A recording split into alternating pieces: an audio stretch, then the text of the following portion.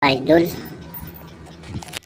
ay ito lang po ang masasabi ko sa mga hunter na laging nang bubudol. Oh my God! Wow! Hindi nyo ba napapansin lahat ng mga upload nila may nakalagay na GCash number, tapos merong Facebook, di ba? Doon pa lang mga idol, alam na budol yung mga ginagawa nila.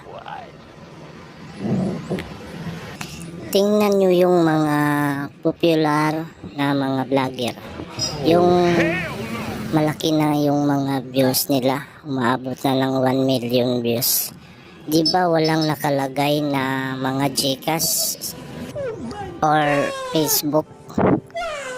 Doon kahit i-compare mo yan, alam na yung title nila may nakalagay sa huli na GCash number. Alam na natin na budol talaga yan. Sa hindi po naniniwala, kayo na po ang bahala. Basta yun lang po ang masasabi ko. Hasta la vista.